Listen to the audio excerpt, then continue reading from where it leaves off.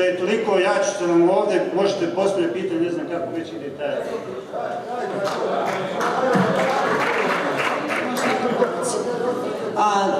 Vrijeme je došlo da otvorimo javnu raspravu o mandataru za sastav vlade Tuzlanskog kantona. Dakle, sva vaša pitanja, nedoumice i komentare možete reći sada. Molim da pogledate malo po sali, da nam se jave redari. On će dići ruke. Koji su redari? Od redara možete tražiti brojeve. Evo tamo redara. Pogledajte s moje lijeve strane. Redari vam mogu dati brojeve. Prema rednim brojevima prozivat ćemo govornike i govornice. Vi to sad već znate, vi smo uvježbani da otprilike govorimo po 2 minute. Molimo vas da se govori normalnim tonom, da se ne zlostavljaju sugovornici, jel tako? Dakle, gledat ćemo da ne prekidamo ljude u pola rečenice, ali vas molim da ne govorite duže od 2 minute ukoliko je to i kako moguće. Ja ću sačekati. Potrudit ćemo se da svi oni koji budu htjeli nešto da kažu ili da pitaju dobiju priliku, ali isto tako i poštovat ćemo vaše vrijeme. Jako cijenimo što smo svi odvojili vrijeme da budemo danas ovdje, cijenimo i profesorovo vrijeme. Također, planirano je da ne ograničavamo diskusiju, ali eto da imamo obzira prema svima. Hvala. Dok se ljudi prijave za diskusiju, ja ću na 2 minute zloupotrijebiti poziciju moderatorice. Želim da vam se zahvalim svima što ste dan večeras ovdje, što ste svih ovih dana na plenumu i što ste postigli da se prvi put građanstvu, građankama i građanima Tuzlanskog kantona, ljudi koji će biti u poziciji moći obraćaju želeći riješiti njihove probleme i objašnjavajući vlastitu poziciju. Hvala vam svima. Ja bih dodao, prenijeću riječ uvaženog redatelja profesora Harsa Pašovića iz Sarajeva, koji nam je čestitao na ovom povijesnom demokratskom uspjehu, na samoj činjenici da je mandatar za sastav nove vlade Tuzlanskog kantona tu i obraća se direktno vama. Čestitam vam i ja. Moram vam napomenuti da smo podijelili 10 brojeva do sada. Nemojte se brinuti ako niste dobili broj, jer će se krug ponavljati. Dakle, čim ovih 10 govornika i govornica završi svoje 2 minute, dobit ćete priliku da i vi govorite. Neko ima broj 1, izvolite. Dobar večer, Emina Gusulađić. Ja bi mandataru ne pitanje, nego bi savjet ili zahtjev. Znači, mandataru, da slušate glas naroda Tuzlanskog kantona, radnika, penzionera. Ja vas molim, u ime ovih ljudi, da ne idete u Sarajevo po pamet, da vas oni ne savjetuju kako ćemo mi živjeti, kako je nama bolje. Mi to odlično ovdje u Tuzli znamo. Sad ću da vam kažem što se tiče Dite. Rekli ste da Dita nema prodaje. To nije apsolutno tačno, to su vas slagali. Dita ima preko 200 svojih proizvoda. Nisu nam iz vlade, iz državnih institucija dali da radimo, da prodajemo. Znači, reprogram uplate i doprinosa i poreza su dali. Kasnije je izašao zakon, kažu ko ne uplaćuje doprinose ne može ići na tendere. Znači, samim time su nam zabranili da idemo. Što nismo imali prodaju? Zato što su ovi zvore koji su došli pokvarili onaj fini kvalitet, a đubre se ne prodaje. A Dita ima pamet, ima znanje, ima volju i ona će nastaviti da proizvodi kvalitetno i dobar sam i dobar detektiv. Toliko. Dalje naredni broj.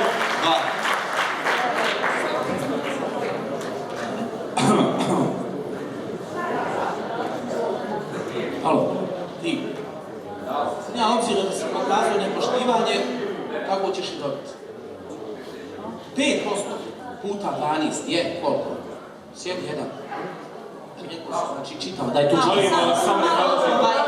Ne čujemo vas dobro. Ok, ajmo svaj. Malo možete razgovarati, kakve kode dobravljati? Nema šta pitati. Molim vas, nema potrebe. Samo malo, molim vas, slušajte moderatore ako može. Jel ima neki problem? 12 puta 5 je 60, a ne 100. To je pod broj 1. Pod broj 2. Ja ne razumijem. Samo moment, molim vas. I mladi, nezaposleni, akademski obrazovani ljudi koji izabrali ovog čovjeka. Molim vas, ovo nije način na koji plenum funkcioniše. Gospodin ima riječ, zamolit ćemo kao moderatori da se držimo okvirno nekakvog načina komunikacije koji je prihvatljiv za sve. Molim vas, nemojte ni vi da dobacujete, pustite, dignite ruku, dobit ćete broj, hvala vam. U redu je, evo, zamolio sam ja kao moderator, dozvolite. Hvala vam. Evo da objasnim. Moje ime je Migalen Krčanić, zvani Miho. Izvrtnici sam. Ovako. Osnovna škola. Ovako. Ima prijatelja u vrhuški SDP-a u Sarajevu. Hoćete se, molim vas, samo obraćati plenumu se obraćati. Ima prijatelja u vrhuški SDP-a i prije par godina, znači zajedno smo bili u vojsci. I prije par godina, znači nešto šta već priča, rebalansi i tako dalje i tome slično. Evo uzet ću ja mikrofon ko Sina Sakić, nije problem. I ovako. Jeste li vi svjesni da su oni svoje plate, ne govori za njega jer nije on tu postavljao, znači da li ste vi svjesni da su oni svoje plate postavili kao ustavnu kategoriju i ne smiju se dirati platu? Postavljam sad javno tebi pitanje. Ne možete tako se obraćati čovjeku, morate investirati. Tako, nećemo se tako ponašati, molim vas. Dozvolite meni jednu minutu prije nego što pustimo sljedećeg govornika. Mi smo, dakle, odlučili se na plenumski način rada, zato što nismo htjeli trpjeti političko nasilje.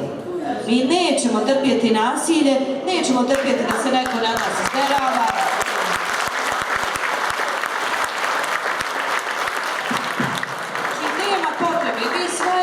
Slobodno vrijeme odvajate da ovdje radimo s ljudima. Nema nikakve potrebe da jedni na druge galamimo, da se obraćamo kako se s ljudima ne govori i tako dalje.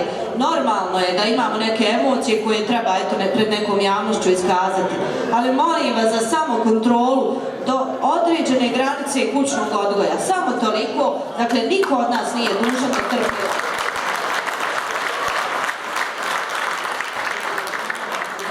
Molim sada redare da nam pokažu ko ima broj 3, pa da pustimo govornika da govori. Dajte mikrofon broj 3, molim vas.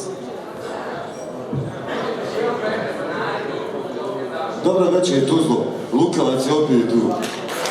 Dobro večer svima. Ljudi moji što dižimo toliko u prašinu, mandatar. Nebitno je to, je li ovaj čovjek neko deseti. Hajmo se vratiti malo nazad. Jesmo mi srušili vladu? Jesmo mi imenovali sekretare vlade da obnašaju dužnosti koje trebaju obnašati? Sad nam treba ponova nekakvih mandatara i ponova nekakvih zamjenika mandatara. Mi to imamo toliko para da plaćamo tolike mandatare. Kad već imamo tijelo, izabrano tijelo, skupštinsko tijelo izabrano, šta to dižemo toliko u prašinu kod toga, da li je to gospodin Barija ili je to gospodin Nikanović? Ja se izvinjam prije svega, ja se nisam predstavio, ja sam Senad Nikanović, diplomirani ratni vojni invalid. Milion problema, gospoda draga, imamo milion problema, a mi se bakćemo oko sitnih stvari banalni. Zar je to problem ako neko treba da bude imenovan? Meni je problem. Zašto? Zato što moramo nekih 6, 7, 8 hiljada maraka u ovakvom vremenu, u ovakvom vaktu izdvojiti i to nekakvom mandataru. Izbori su ljudi vrlo blizu. Mi smo ovlastili, skupština je ovlastila, znači sekretara vlade. Šta sad treba da izvinjam ponovo? Ajmo ponovo plenumski način rada. I najbolje molim vas ovako, ja ne mogu da shvatim prvi plenum, ovo je 11. plenum kako ja znam. Na prvom do 11. ogromna je razlika. Ljudi, mi više nismo zajedno. Ja ne znam šta se događa s nama. Hajde da sjedimo, svi popijemo kafu, da budemo kao prvi put svi skupa. I lakše ćemo riješiti problem. Ja se zahvaljujem svima i zvolite. Hvala, ko je na broj 4?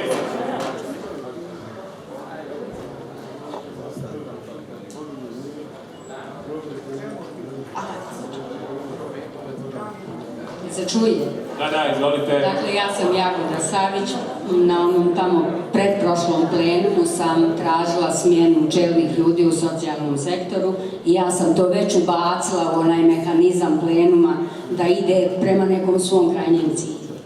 E sad, Ono što bih ja htjela reći, vezano za diskusiju mandatara vlade Tuzlanskog kantona, da gospodin Mehanić barata vrlo preciznim ciframa i to kod mene lično budi nadu u operativnost, barem njega ako ne budućih ministara. Međutim, u svem tom broju preciznih cifara postoji jedna cifra koja je nepoznata i neutvrđena, a to je ukupna vrijednost nezakonito stečene imovine na Tuzlanskom kantonu. Obzirom da sam tražila smjenu čelnih ljudi u socijalnom sektoru, lično počela da kopam po tome i postavila sam i zahtjev da se utvrdi njihova nezakonito stečena imovina, ali mislim da taj zahtjev treba da se proširi i na sve druge sektore. Znači, ono što je moj neki apel novom mandataru, a i svima nama, da polako počinjemo da utvrđujemo činjenice ko nas je pokrao i koliko i kako da to pokradeno ponovo stavimo pod kontrolu naroda.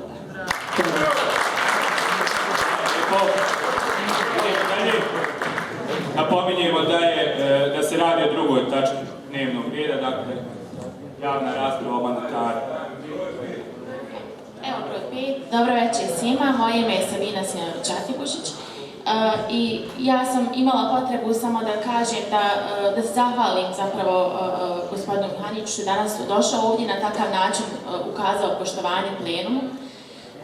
Iskreno, i sama sam vrlo uzbuđena zbog svega ovoga što se dešava, zato što mislim da je jako bitno. Ono što je gospođa rekla, mislim da cijeli ovaj govor zvuči jako dobro, zato što je vrlo konkretan i zato što zvuči kao da ima plan i mislim da je jako dobro što je osoba na ovoj poziciji ekonomske struke. Ono što u stvari mi sad možemo kao građani, po mom mišljenju, jeste samo dati podršku ovoj osobi i da vidimo, u startu trebamo dati podršku da bismo vidjeli kako će to proizaći i koji će rezultati svega toga biti. Moje jedino možda pitanje, ja znam da je situacija u kojoj se nalazimo vrlo neizvjesna i nezahvalna, ali bih voljela možda čuti mišljenje gospodina Bahrije, ukoliko sve bude onako kako on zamišlja da treba biti, kad bi se mogli očekivati prvi neki efekti, nekakvi pozitivni rezultati u ovom ekonomskom smislu. Hvala. Profesor, ukoliko želite možete odmah da prokomentarišete, a može mikrofon, molim vas. S obzirom da je rasprava, Vidite, kad se tiče ovog dijela na kojem ja planiram raditi, mogu biti vidljiv već u aprilu mjesecu. Ukoliko dođe do formiranja vlade do kraja marta mjeseca, evo zbog čega. Ja sam dao nalog sekretaru vlade i sekretarima ministarstava da oni u okviru svojih pravnih tih mogućnosti meni sagledaju mogućnost kako će zakonsko utvrditi taj fond za zapošljavanje. Utemeljiti ga znači u strukturi. Oni rade trenutno na tome i ja se iskreno nadam da će to rješenje biti već gotovo u narednoj sedmici. Kada Skupština završi sa imenovanjem, mi bi onda na sjednici vlade razmotrili taj prijedlog, bude li bilo potrebe da ide na Skupštinu, uputili ga na Skupštinu i time bi fond već bio utemeljen. Paralelno s tim aktivnostima, mi ćemo odmah morati raditi rebalans budžeta. Ali vidite, problem je onog starog duga. Rebalans će samo smanjiti projecirani deficit. Ali ćemo pokušati izvući iz toga dio novca i što bude mogao više u saglasnost ministara koje ćemo odabrati, znači i Skupštine kasnije koja mora usvojiti taj budžet, da zadržimo na toj poziciji fonda. U čemu je suština tog fonda? Suština je tog fonda da ga odvojimo od budžeta, da ga učinimo protočnim, transparentnim. Mi iz tog fonda nećemo dati novac nijednom poslodavcu koji nije izvršio svoje obaveze prema državi i prema zaposlenicima. Mi ćemo za svaki novac koji bude uplaćen u taj fond na web portalu naznačiti ime firme koja je to uplatila i vi ćete svi moći da vidite da je to tako. Isto tako, za svakog zaposlenog ćemo, za svaku firmu koju damo novac ćemo isto tako prikazati. Znači, ova komponenta solidarnosti neće zavisiti od vlade, zavisi od sviju nas, znači koliko ćemo mi sada biti spremni da brzo radimo. Ova druga komponenta čim se usvoji rebalans budžeta, stvorit će se mogućnosti da se počne operativno raditi na pomoći prema preduzećima. Mi ćemo vidjeti ono što ste vi tražili u svojim zahtjevima, da za pojedine, znači, firme koje želimo ozdraviti, napravimo stručne timove i da vidimo, znači, sa tim stručnim timovima da im daju prijedloge rješenja. Jer je sada lutanje, pazite, evo gospođa je posao u pravu, ja dobijem jednu informaciju od Diti iz papira, druge informacije od Diti od ljudi koji mi kažu da dobro poznaju Ditu, a dobijem danas ovdje posle treće informacije. Samo malo 3 minute su otrošli, može li? Malkice kraće. Da bismo pravilno odlučivali, pravilno odlučivali, mi moramo imati relevantne informacije, njih moraju dati opet izložiti. Izvinite, ja sam profesor Kulej Stop. Hvala. Izvinite, ja moderiram. Da, samo zato što želimo dati priliku da čujemo što više različitih stvari i različitih ljudi, ograničavamo se i to je na kraju krajeva pravo koji smo utvrdili na prijedlogim plenu. Tako je, broj 6. Dobro večer, moje ime je Anel Kovačević, profesor engleskog jezika i književnosti. Moje pitanje neće biti vezano za obrazovanje, inače učestvujem u radu radnih grupa, pa ćemo valjda sa budućim ministrom imati neku komunikaciju. Moje pitanje je vezano za ekonomiju. Profesor Mihanić, spominjali ste, djelomično ste i odgovorili na moje pitanje malo prije vezano za fond solidarnosti, odnosno fond za zapošljavanje. Poznato je svima nama da su nas predložili prije svega udruženje poslodavaca, pa na neki način bi svi mi željeli da se vi ogradite, a i lično ste se ogradili od pojedinaca koji posluju u minusu i tako dalje. Konkretno vezano je Zavod za zapošljavanje već ima određeni programe subvencije i znamo koliko određeni poslodavci zloupotrebljavaju to plaćanje doprinosa od strane države. Znači, na koji način ćete vi kontrolisati u smislu dajte da poslodavac zaposli radnika na godinu dana, ne na mjesec, 10 radnika, pa mu država plati doprinose za 10 radnika, sljedeći mjesec uposli novih 10 i onda stvaraju lažne brojke o broju zaposlenih tekućoj godini i tako dalje.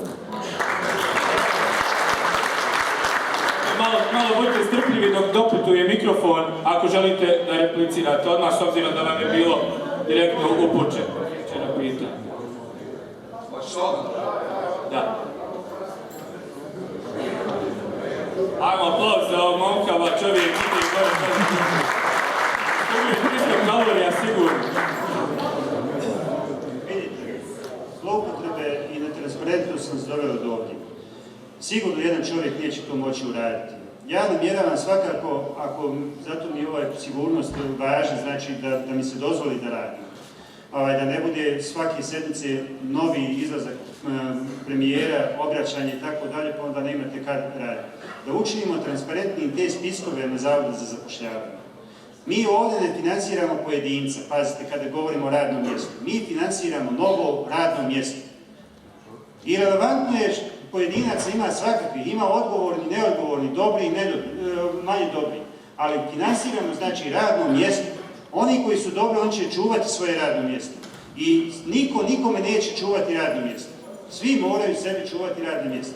Sigurno ćemo uraditi mehanizme praćenja. Preispitat ćemo i taj utrošak tog novca u smislu ove 2014. godine, a naložiti, oni su vjerovatno imali neki mehanizme kontrole, da napišu izvještaj o utrošku toga, pa ćemo onda svi zajedno moći vidjeti gdje se to dogodilo. Broj 7. Evo gore u pozadini, broj 7. Opet moraš potrčati malo. Tako je. Dobro večer, moje ime je Lila Bosuvađević. Prvo bih da budućeg eventualno premijera ponovo podsjetim da u okviru plenuma imaju radne grupe koje vas pozivaju na odgovornost, ali vam nude i pomoć u rješavanju pojedinih pitanja. Znači, tražimo usku saradnju i transparentnost. A onda imam pitanje, znači ja nisam ekonomista, nisam pravnik, građevinac sam, ali me zanima, vidjela sam dosta spiskova poreznih dužnika. Na koji način, a sigurna sam da to može pomoći ovom deficitu budžeta, na koji način se mogu ti porezi uzeti od tih dužnika? Ako možete odgovoriti. Hvala.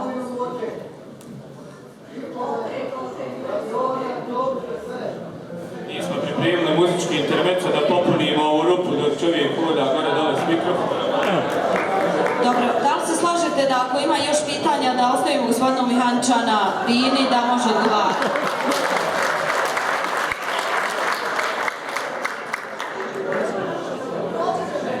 Kad se tiče poreskih dužnika, znači situacija je sljedeća. Mi smo iz socijalizma i mene kritikuju, mnogi kažu profesor da zagovaraš socijalizam. Ja vam garantiram da je socijalizam jedan predstadij najidealnijeg društva komunizma.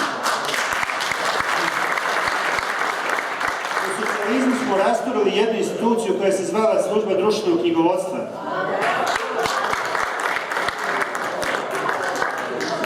Koja je radila jako dobar nadzor nad poslovanjem.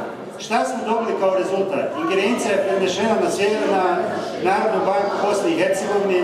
Kao rezultat imamo 56.000 blokiranih računa od 30 nešto hiljada subjekata. Katastrofalno. To nije u ingerenciji, znači, kantonalne vlade, ali jest da se zalažemo prema većim institucijama da to riješimo. Porezni dužnici i porezi su na državnom nivou, PDV je na državnom nivou, a porez na dohodak, odnosno direktni porezi su na federalnom nivou. Kanton i kantonalna vlada s time nema ama baš operativnu nadležnost ništa. Osim samo preporukama i pomoći privrednim subjektima, znači u konkretnom slučaju da se založi da pomogu. Ali regulatorno uređenje apsolutno je izvan ingerencija kantonalne vlade.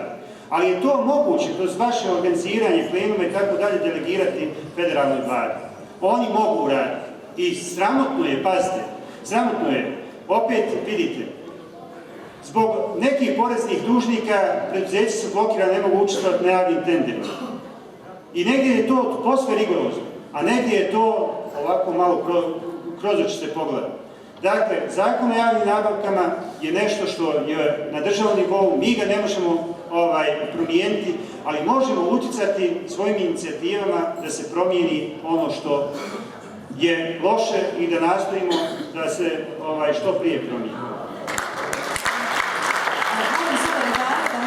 Pogledaju više na našu lijevu stranu, mislim da su se neki javljali, nisu mogli da dođu sa brojima do izražaja. Koji nam je broj na redu? 8. Ko ima broj 8? Vi ste. Ne, samo trenutak, ne. Možda.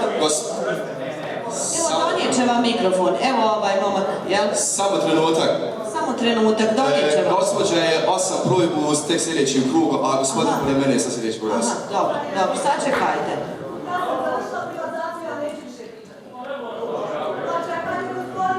Izvolite, broj 8, izvolite.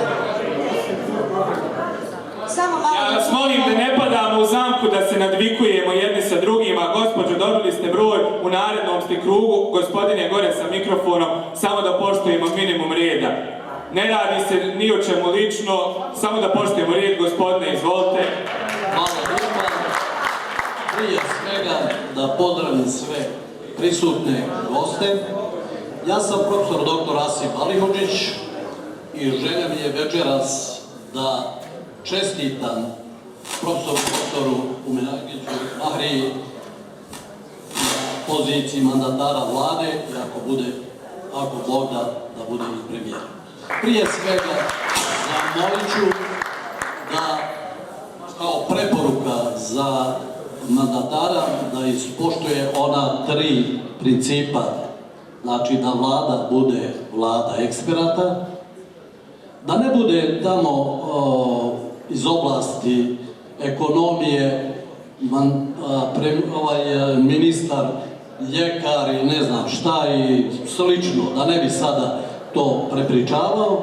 Zatim da budu nestranački ljudi, ne mislim u potpunosti, ali da nisu obnašali te funkcije, pogotovo zadnjih par godina, i normalno poštenje, iskrenost i sve ono što treba. Molim sve, mi imamo zaista i pameti da svi pomognemo vladi, prije svega mandataru i budućim ministrima sa svojim prijedlozima za nešto što možemo napraviti bolje. Ovdje ima zaista dosta pameti. Ja ne zamjeravam i onima koji ne znaju, koji su nezadovoljni, ali zato možemo svi koji znamo napraviti male korake, a za ovaj naš kanton odnosno državu veliki. Hvala lijepo.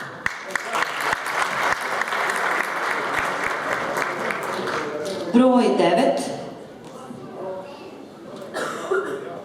9. Dobro večer svima, ja sam Mirsa Delić iz Tuzle, inženjer tehnologije i negdje oko 20 godina novinar, od toga 15 posljednjih internacionalnih novinara. Ja sam se kandidovao za mandatara Tuzlanskog kantona. Predao sam uredno skupštini našoj kantonalnoj, predao sam svoju biografiju i program rada, međutim, obzirom da sam bio nezavisan, nestranački, u svakom smislu,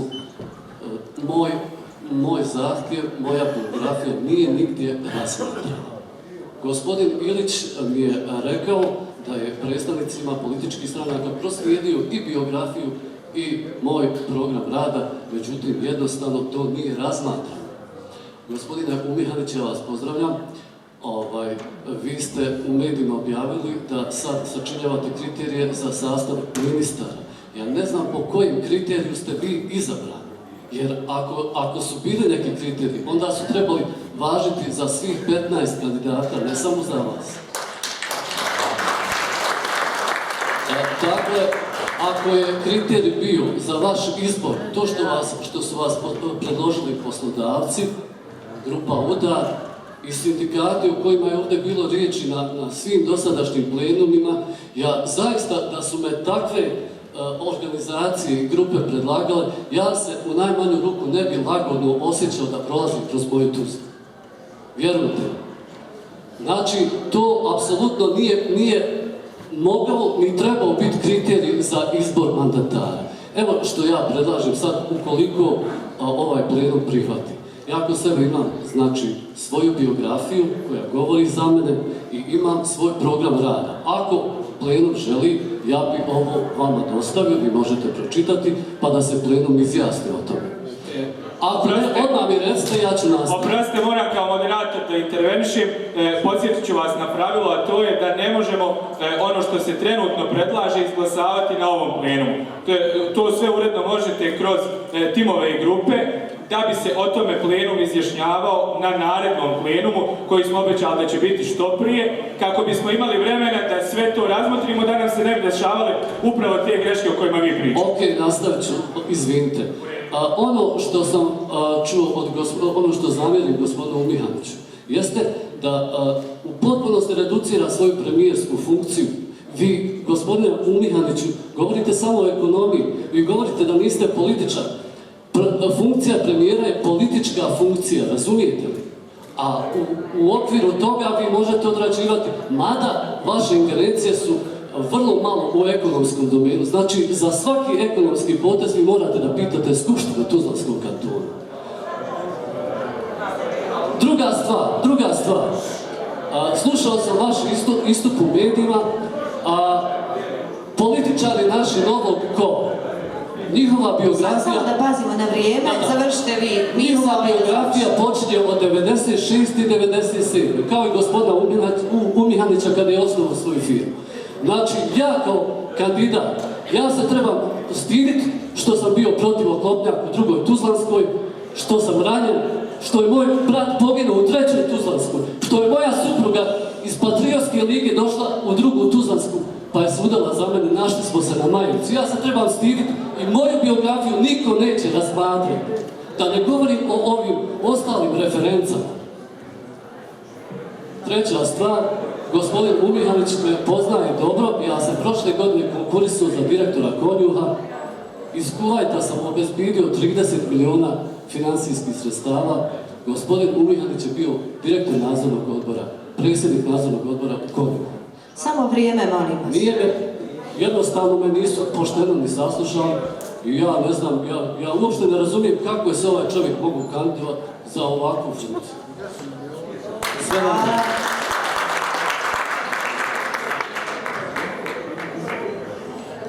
Ko ima broj, koji broj?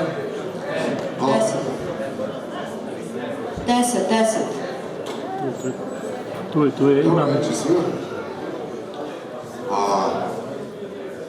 Ja sam Yusuf Husejnović, imam prijedlog i pitanje. prije toga ću reći da mi ovaj skup više liči na politički skup. A lobisti koji su radili, veoma su odradili dobar posao. Večeras ovdje nema plenuma građana sa ulice, ali o tom potom. A pitanje za mandatara.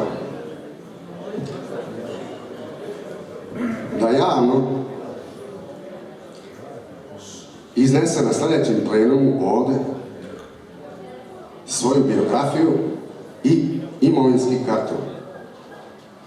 Da kaže javno kako je zaposlio svoju ženu u Ministarstvu rudarstva i energetike, a znamo kako je došlo. A da kaže kako je otplaćivao kredit koji je digao u visinu oko 150.000, neki početkom 2000. godina. Obzirom da je profesor u tadašnjim vremenima je bila mala plata i tako dalje.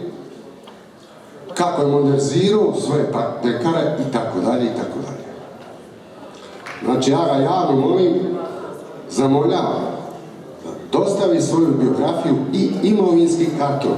Po mogućnosti da to uradi tužioci ili policija, da napravi nekakvu istragu njegovog rada i kapitala koji posjeduje od 2000. pa do sada. Jer ovdje su jasni principi da nećemo korumpirano i kapitalistu. Nama kapitalistu ne treba. Znači, mnogo je ljudi koji imaju fakultete, mnogo je ljudi koji imaju želju da budu mandata, na birovu su, a nisu mogu dobiti mjesto. Dalje, predlog još jedan, izvinite. Završite misao. Predložio bi i to da ovaj plenum se izjasni, ako se zove plenum, ja ga ne vidim da je plenum, da se ovlaste dva čovjeka koji će upravljati stranicom plenuma. Da se ovlaste ljudi koji će govoriti u ime plenuma. Dosad ovo, kako je dosad rađeno, vidimo sve kako se razvodnjava. Hvala. Dobro, ovaj prijedlog, znači saslušali smo pitanje i prijedlog, ja bi ostavila sad gospodinu Mihaniću da odgovori na dva obraćanja, pa da nastavimo dalje. Sljedeći broj je 1 ponovo, je li tako?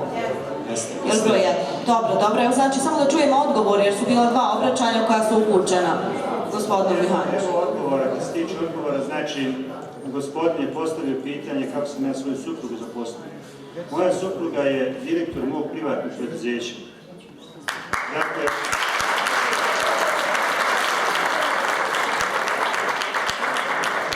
niko od moje familije, osim mene, nije zaposlen u javnim ustanovama, niti u javnim preduzećima.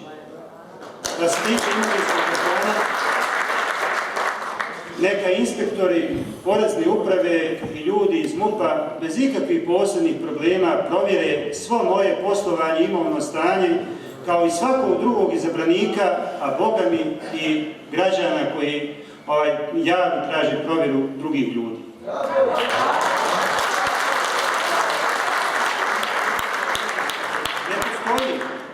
Ne postoji ni jedan dio moje zarade koga bi se ja postidio. Ja zarađujem jako puno, da znate.